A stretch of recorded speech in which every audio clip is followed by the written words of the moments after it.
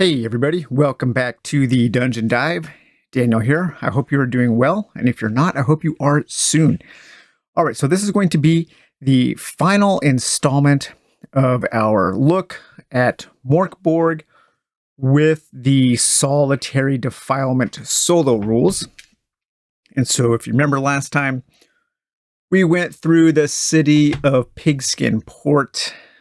We found the barber surgeon, and we had a tentacle from the beast grafted onto our body. And now we are off to find the beast's lair and get our revenge. So if I was playing a full campaign, what I would do at this point is head out from Pigskin Port and do a little bit of role playing, do a little bit of oracle scrying, trying to figure out, seeing if I could discern the direction of the beast, where its lair is, and then I would do some kind of an overland crawl like we did in our first session towards the beast's lair, and then we could do a dungeon dive going down into the lair to find out how this adventure would shape up. But I'm going to truncate that. We're going to condense it because I want to just kind of show just all of the various ways, all of the various kind of modules that are in Solitary Defilement. And of course, also using the Ferritory expansion. And so we've seen Overland Crawl. We've gone into Pigskin Port. We've seen the Alone in the Crowd. We've seen the City Crawl portion. And now we're going to do our dungeon crawl portion of the game. So we've made it. We've traveled across the land. We've gone some Indiana Jones dotted lines flying flying across the map of Dungeon Degenerates here. And maybe we've gone to this Skull Bridge and we found an entrance underneath Skull Bridge or something like that to go into the dungeon to face off against the beast. So when you do a dungeon crawl with Solitary Defilement, it does suggest that you use a fan-made kind of a web-based app to create your dungeon. And the original Kickstarter for Solitary Defilement came with 3 dungeons that are really good examples of how you can create a dungeon. And these are really fun. They have a nice little setup. They have all of your rules for having your encounters, your general encounters, your rare encounters, some NPCs that you might meet, what happens when you backtrack, and then your 4 special rooms. So every dungeon in a dungeon crawl in Solitary Defilement is going to have 4 special rooms. And the goal is to find that 4th special room. Every time you find a special room, the chances of finding the next special room increase a little bit. And so as you're progressing through the dungeon, you're going to be narrowly kind of funneled into that last special room. But what you can do if you don't have these handy, I wish there was just like 24 of these 4-page pamphlet dungeons available. But what you can do is you can use the dungeon generator. It's a dungeon generator for MORK BORG called Dungeon. And then you can also use Dungeon Stock, which is created by 1d10 plus 5, the same creators who made Solitary Defilement. And so what Dungeon does is Dungeon will generate a really quick dungeon for you to explore. And then Dungeon Stock will put in all of your encounters. And then you can combine these two to make kind of a makeshift or a quick version of one of these dungeon crawls here. And so you want to take your dungeon crawl sheet, and this is the dungeon crawl sheet, and you're going to be basically filling in the information from dungeon, or you can just print it out like I did. And so the dungeon crawl, the difficulty rating, depending on how large you want your dungeon to be, you can increase the difficulty rating so it takes longer. You have less luck in finding those special rooms. We're going to keep it relatively small, and I'm just going to put 10. It does say there is, if you wanted to think of it in terms of how large your dungeon would be. How difficult is it going to be to find those 4 special rooms here? And so you have you have all of your rules here about how to set up your dungeon, how to set up your dungeon crawl, and what you want to do there. So we're going to keep the dungeon difficulty rating at 10. And then our dungeon name, where our beast lair is going to be called the Festering Chapel of Morgdal.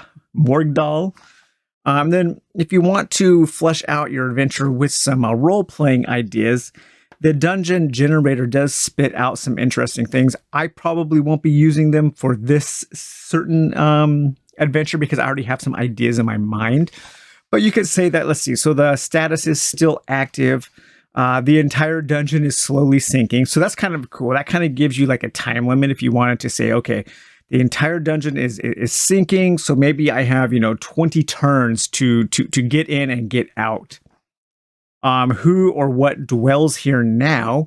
And that is lost creatures from deep within the earth. So I really like that prompt there. And then you might want to just do a quick dungeon dive adventure. So you could have a little adventure prompt here. What brings you here? Sentenced to death. You will be spared if you bring a mysterious puzzle box to the judge. Okay, so that gives you the MacGuffin that if you were just running this one dungeon that you could go in and grab. The entrance is a gate inside a sarcophagus. So maybe we found an old graveyard that had sunk into the crevice here.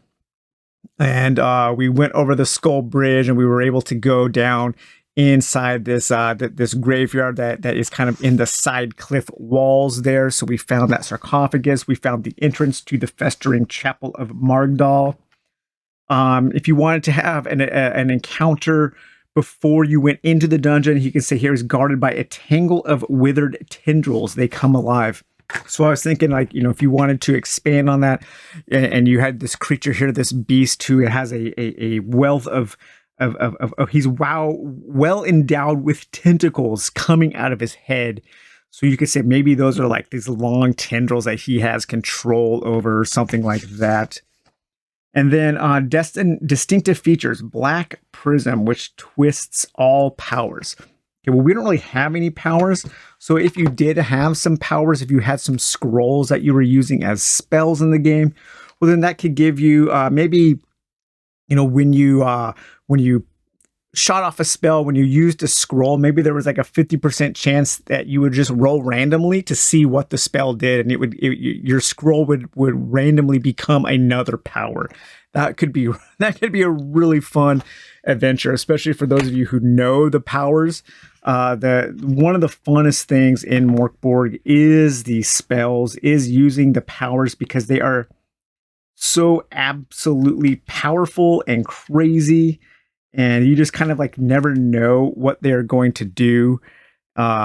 Very rules light, and so it gives you a lot of room to role play and to create your own fictions. And I think that is easily the best part of BORG, of such a rules light system. But the main thing we want to look at here for this adventure is our 4 special rooms. So this last room here is the room we are looking for. And then as we go through the dungeon, we will find these in this order. And then here we have our common encounters, our rare encounters, which a rare encounter can only happen one time. And then if we come across any NPCs, we can come across them there. And so that's pretty much your setup, your dungeon setup. Now, one thing that I was thinking of, and it is important to remember that not all combat in BORG needs to end in violence, or not all, what should I say? No, not all confrontation needs to end in violence. BORG can be a very dangerous world, and so it is often to your benefit to think of other ways to solve problems. And because it's such a rules light system, it's pretty easy to do. And one thing I was thinking of was with the beast here. One of the beast traits that we randomly rolled was it wants sympathy. It wants to be understood. And because it is dwelling in this underground dungeon and it's in a chapel type environment, I was actually thinking of Clive Barker's Cabal or Nightbreed, the movie, in that this might be the festering chapel of Margdal, might be some kind of bastion of a sanctuary for a group of misunderstood monsters, misunderstood beasts, and maybe the beast that we thought was attacking us, and then I ended up attacking it and triggering it and causing this whole crazy adventure to transpire. Maybe we come across the beast at the end of the adventure and we don't fight it. Maybe there's some kind of connection we can have. Is there room for sympathy in BORG? And I think there is, because in any kind of situation where you have the capacity for extreme evil and extreme debauchery and kind of extreme just nastiness, which is something that BORG is about, I also do think that there is maybe this capacity for the opposite, for the other end of the spectrum. And that actually can be equally as weird as solving a problem with violence, of making peace, becoming sympathetic, becoming understanding towards a beast like this can also be weird and kind of out there. So first thing we want to do is on our dungeon sheet here is we're going to draw our entrance. So when I do dungeons in BORG, usually I just do kind of like node style dungeons. And so our main move in a dungeon is the dungeon crawl move. And that is detailed right here. And so what you want to do is you have so there's your DR checks for the dungeon. So a DR6 is a small dungeon, a DR12 is a medium dungeon, and a DR14 is a huge dungeon. Let's go ahead and actually lower our dungeon, our DR value to, let's say, to 8. So it's a pretty small dungeon. And so what you want to do is you want to roll 2d20, like all of your moves. So you roll 2d20 and you add, I believe it's your presence. No, it's you roll 2d20 plus the number of special rooms you've found. So your first roll is probably going to be a 0 because you haven't found any special rooms. A strong hit, you find your first special room. On a weak hit, you find a generic room. And on a fail, you have some kind of encounter, some kind of thing that prevents you from discovering what you need to discover. You will have an encounter, and then you will have stumble upon a normal room. So we enter the dungeon. We're trekking down. Maybe we do have this tentacle that is grafted onto us. Maybe our mongrel muck, he can smell the tendril, so he can smell this beast, and he is leading us down the dungeon. And so we're going to roll. So we got a 16 and a 19, so that is a strong hit. So right off the bat here, we are going into our first special room. So I'm going to write an S there, and then we check off this box to say that we have found our first special room. So the special room here is full of debris, a pot with rot black sludge. Okay, so we find a pot there. So now let's figure out a little bit more about this room here. See if we're going to have any kind of encounter with anything. So it's a 2. This is a neglected room, so it's neglected. There is some kind of cauldron here. It's probably not boiling away. The cauldron is not, it's not being used, but there's this old just sludge that somebody was using for something in here. We don't really know what. 9. It was an old shrine or an old temple. So there's probably some kind of cult activity. They were brewing some kind of poison, or maybe something to drink as part of a ritual. So now we want to see how many exits this room has. Now we have found one special room. So now we're going to roll a d4 and 4, and this has one special room we have found, and we have 0. Okay, so it has to have at least one, or else you can search for a secret exit. So we are going to have 1 exit out of this special room, just because we don't want to, we need to continue into the dungeon. And now let's see the room contents here. 5. Something blocks your path. Okay, so perhaps this cauldron is actually, since we had to look for a secret room, there was that big black cauldron with the sludge was blocking the entrance, and so we have to try to move that cauldron. And so that would be like so we can say, so that is a strength check. So it's a normal check is a DR 12, and our strength is a +3. So we have a 17. So we have a weak hit. And so my character, Vemethelig, he pushes the black cauldron over, and the contents spill out. That sludge spills out. So we can say, okay, so is that sludge, is it toxic? 1, yes. Okay, so the sludge is toxic. And so I would say I would have to do an agility check to jump out of the way of this sludge as it kind of like syrups its way. Syrups, that's not a verb. It's kind of congealing and slowly pouring like icky molasses out of this thing. So I jump out of the way. My agility is -1, and a 17 and a 4. Okay, so that is a weak hit. So I get out of the way, but maybe it touches my foot, and I will take D4 damage, but I can use my armor. So on a 1, 2, or 3, I block 1 of it. 1, 2, I block 1, I block 3. So that drops me down to like 1 hit point. Okay, so that was pretty deadly there. One thing we didn't do, and we should back up and do this because I like to do this on camera, is we should roll for our calendar of Necruble.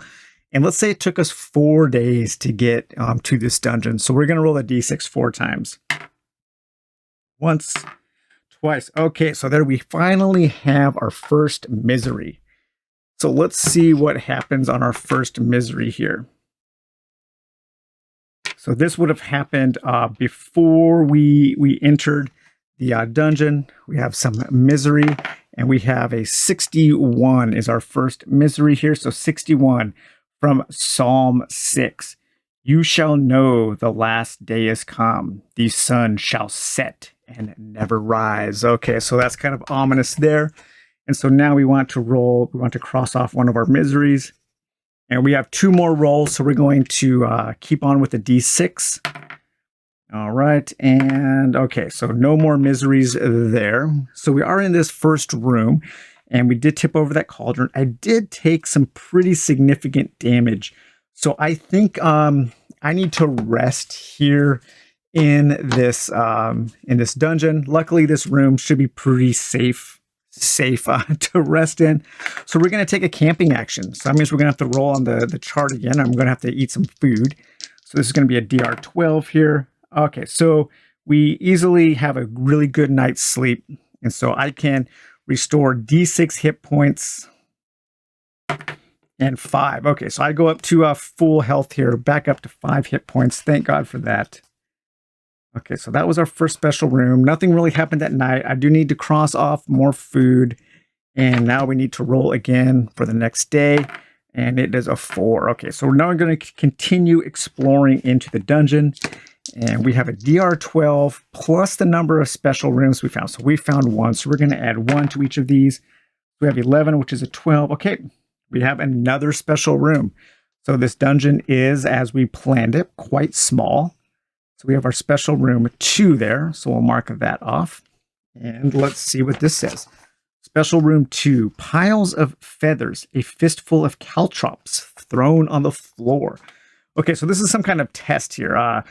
Maybe we walk in and the feathers drop from the ceiling and they create kind of a confetti, and they make it really hard to see all of these caltrops that are scattered all over the floor. So I need to make an agility check of 12 in order to not get hurt. And a 19 -1. Okay, so that's a weak hit. So I'm going to say like we successfully avoid the caltrops. Maybe the dog might get hurt or something for a weak hit. We could role play that. But we're just going to go ahead and continue now. Let's see what kind of room this actually is here. So this is a deathly room. Yep. So there was a trap there. That makes sense. And the room type here, a crypt. So this was a deathly crypt that had been booby trapped with caltrops and these falling feather confetti things. And now we can see what the room contents is here. A 7, a common encounter. So that's when we would turn to our common encounter chart that was generated by Dungeon Stock there. And then we would roll a d6 to see what kind of common encounter we would have. And that is a 1. D2, a rusty bass? Ferritory 18. Okay, so this is from the Ferritory. This is from the Eat, Pray, Kill. So let's read about these guys. The meat of the rusty bass. So it's some kind of a aquatic creature has evolved to live in a dungeon, possibly. Maybe there's some pools of water in here, and this rusty bass is quite angry. Tastes like rusted metal because it eats metal. Special. So if these things are in the water, and there's a pool of water in this room here, if we had rolled that the whole room was underwater or the whole room was flooded, then I think we should have to fight these things. But these things are probably just in like a puddle. Maybe it's like this underground spring that bubbles up into a small pond in this room, and they're over there. They are just absolutely pissed off. They can see us and they want to bite. They want to take a big chunk out of my Zweihander, but I think we could just easily ignore them since they are aquatic. And there's no threat of us falling in this pool. At least I don't think so. So, all right. So we've gone through our second room, and now we're going to continue with DR8, actually. I think last time I said DR12. So DR8. And now we're going to add 2 because we have found 2 special rooms. All right. So there's our third special room. So as you can see, making the dungeon, the difficulty rating lower, you really do more quickly find your special rooms. But let's also check again. Let's see how many exits are in this room here. A 1, we have found 2. So there is only 1 exit. So we're just continuing being railroaded deeper and deeper into this dungeon. And we find our special room 3 there. It says gargoyles, alive, wyverns spawn, protect a random occult treasure. So we can check here. Maybe this is like a rare encounter. We don't have to take that literally. Maybe we could say there is a rare encounter here that is protecting an occult treasure. So that was a 2. A Necro Siren, HP 5, Morale 7, special. Does not directly cause damage. After 2 successful hits, target drowns.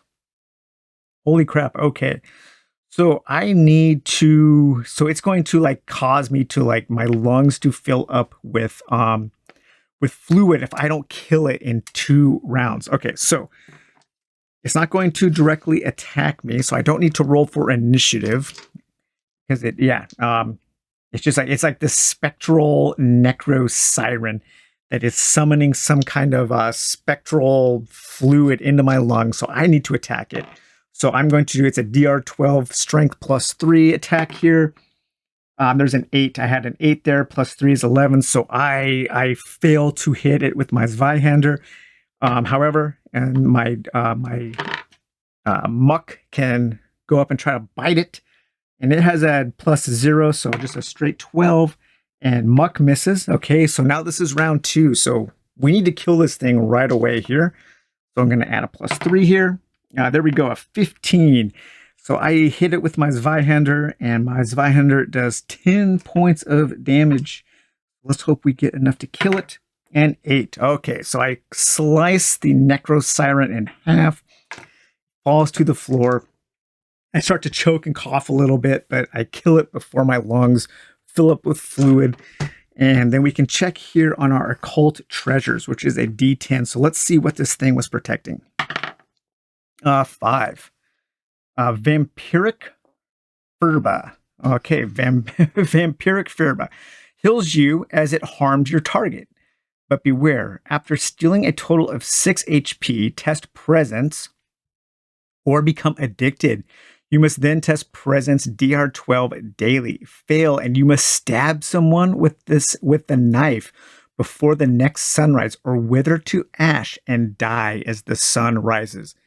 That is super cool. So it's some kind of vampiric dagger that steals the life force from others, heals you, but if you use it, then you can become addicted. Just like, Elric with Stormbringer there. Really awesome. Just an item that instantly creates story, instantly creates drama and tension.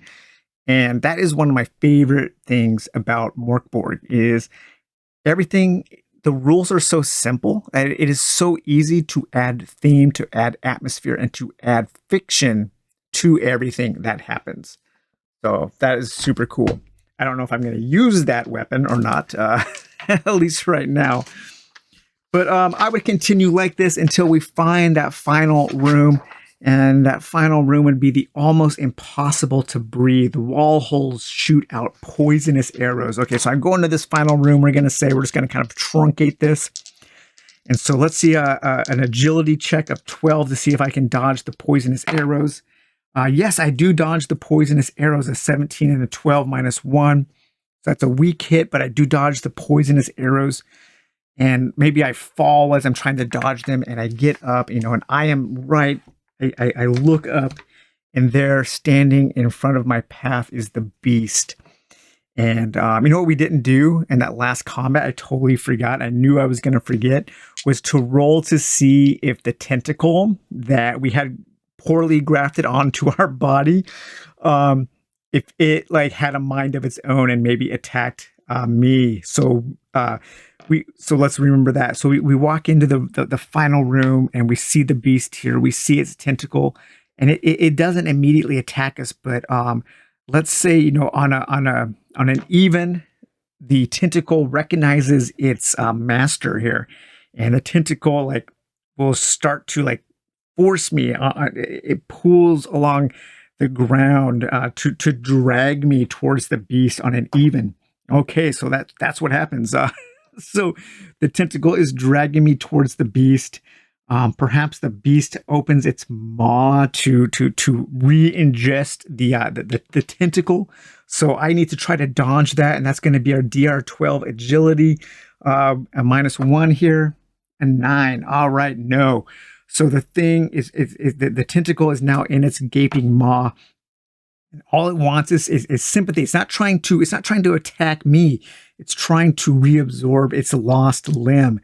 And it is not aware that it's maybe attached to me, but it is going to do D4 damage to me, but I can block 2 of it. So on a 1, 2, or 3, we'll block 1. So it does 2, I block 1, so it does 1 point of damage to me, bringing me down to 4 HP. And maybe at this time I can tell. Let's do a presence check. So a presence check of a DR12, a 17, and a 10. So that is a weak hit, and because my presence is 0, and maybe I notice that it's not trying to kill me, that it only wants its tentacle back. It can rip. I can allow it to rip off the tentacle, and I can sit there with I'm not going to draw my sword because this thing really isn't trying to. It's not trying to be violent against me. And as you can see, there are just all kinds of different ways that we could role play this. Is this thing? We could just easily consult the oracle. Is the beast intent on killing me? 1, yes. Okay, so maybe the beast saw my Zweihander, and it recognized the weapon that took off its limb, and that caused it to go into a rage. So then we could do a final battle with this thing. Or maybe, if it hadn't, had no intent to kill me, then we could role play out to where we could try to have sympathy for this thing, like the misunderstood monsters in Clive Barker's Nightbreed or Cabal. But yeah, so that's kind of how I would play. That's how I would use Solitary Defilement, the different methods of Solitary Defilement to play solo with BORG. And as you can see, there's just a lot of possibilities. It has a lot of open-endedness, but it also has a lot of structure. And that's why I do think that it is kind of a perfect system for people just getting into solo role playing. I think I still like, as far as a rules system, I think I still like Scarlet Heroes more. But as a complete package, this is up there. This is really good, especially for board gamers who want, or maybe who need a little more structure to kind of ease us in to more of the realms of pure make-believe with solo role-playing. And as you can also see, it's not really a journaling. We don't need to journal to create a game. It's like 60% game, 40% make-believe, I would say. I don't know if those percentages are exactly right, but it is a little more of a game than just a system of controlled make-believe. But yeah, so I hope you enjoyed this series of MORK, BORG, and Solitary Defilement and Ferritory, and using Dungeon Degenerate's map, of course, for our overland crawl. And I know this is going to be a game as more and more supplements come out, as I buy more things for MORK, BORG. I know this is going to be a game that I return to frequently on the Dungeon Dive. So, all right, guys, have a good one. We will talk to you later. Bye-bye.